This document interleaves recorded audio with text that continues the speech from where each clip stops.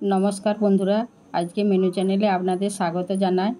ব্যক্তিগত কারণের জন্য আমি ভিডিও দিতে পারিনি, তার জন্য আমাকে ক্ষমা করবেন। আজকে আপনাদের জন্য নিয়ে এসেছি আলু আর ময়দা দিয়ে একটা স্ন্যাক্স। কি করে বানাচ্ছি তাহলে দেখুন। আমি এখানে হাফ বাটির একটু বেশি ময়দা নিয়েছি আর দিয়ে দিলাম পরিমাণ মতো লবণ। এরপর দিয়ে দেবো 1 চামচ কালো জিরে দিয়ে এগুলোকে সুন্দরভাবে মাখিয়ে নিলাম। তারপর একটু একটু জল দিয়ে একটা ডো বানিয়ে নেব।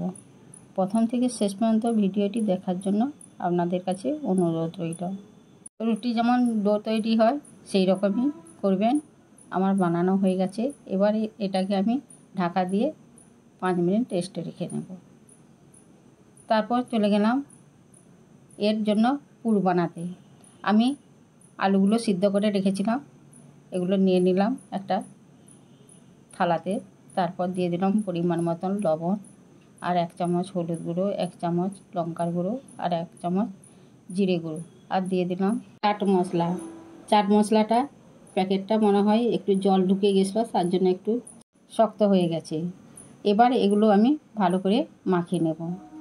এরপর দিয়ে দিলাম ধনেপাতা দেওয়ার পর আমি মাখিয়ে নিলাম। মাখানোর পর আমি দিয়ে দেবো 2 চামচ কর্নফ্লাওয়ার দিয়ে এবার আলুটাকে সুন্দর করে মাখিয়ে নেব। কর্নফ্লাওয়ার দিলে আলুটা চিটো ধরবে এবং আলুর যে একটু জলজলা ভাব সেইটাও কর্নফ্লাওয়ার টেনে নেবে। সুন্দরভাবে আমার মাখানো হয়ে গেছে। এবার চলে যাব ময়দাতে। ময়দার ডোটা যে বানিয়ে রেখেছিলাম সেটা একটু মাখিয়ে 2 ভাগে ভাগ করে নিলাম। 2টো বড় বড় লেচি করে নিয়েছি। এবার এটাকে আমি 2টো রুটির মতো বড় করে বেলে নেব। এইভাবে আমি যতটা পাতলা করা যায় সেইভাবেই তৈরি করে নেবেন। নতুন বন্ধুদের জন্য রইল সাবস্ক্রাইব করা অনুরোধ, আর পুরানো বন্ধুদের জন্য রইল ভালোবাসা। একটা বেলা হয়ে গেছে, আমি সেটাকে একটা থালায় রেখেছি, আবার একটা বেলে নিয়েছি। এরপর একটা বেলার উপর আমি দিয়ে দিলাম সেই আলু মাখা মশলাটা দিয়ে আমি চারিদিকে ভালো করে ছড়িয়ে মিলে দেব। তারপর আবার যে একটা রুটি বেলে রেখেছি সেটা উপর থেকে চাপা দিয়ে দিলাম। এবার 4-5টা কেটে একটু করে বাদ দিয়ে দেবো, 4 কোনা করে নেব। তারপর এগুলোকে আমি চৌকো আকারে কেটে নেব। ঠিক আমি যেমন কাটছি এরকম করে কেটে নেবে। এটি বিকেলে চায়ের সঙ্গে খাবেন, খুবই অসাধারণ লাগে খেতে এবং খাওয়াটাও বেশ জমে যাবে। আমার কাটা হয়ে গেছে। এবার মুড়াটা দেখুন। মুড়াটা খুব সহজ। দুপাশ ধরে এই কানগুলো মুড়ে দিলেই হবে, কিন্তু দেখতে খুব সুন্দর লাগে। বানাতে সহজ, দেখতে অপূর্ব।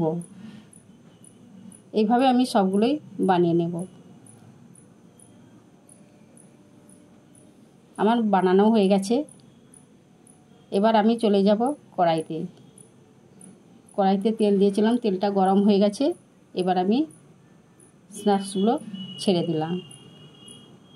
এগুলোর মাঝারি ফ্লেমে ভাজবেন, ধরে ধরে লাল লাল করে ভাজবেন। আমার একবার ভাজা হয়ে গেছে, আর বাকিগুলো ঠিক এইভাবেই ভেজে নেব। বানাতেও সহজ আর খুব কম সময়েও বানানো হয়। কি বাচ্চা থেকে বুড়ো সকলে পছন্দ করবে। বাচ্চাদের টিফিনেও আপনারা এটিকে দিতে পারেন। আমার ভিডিওটি ভালো লাগলে লাইক, কমেন্ট, শেয়ার করবেন। সুস্থ থাকুন, ভালো থাকুন। দেখা হচ্ছে পরের ভিডিওতে। আবার আপনাদের সঙ্গে দেখা হবে একটি নতুন রেসিপি নিয়ে।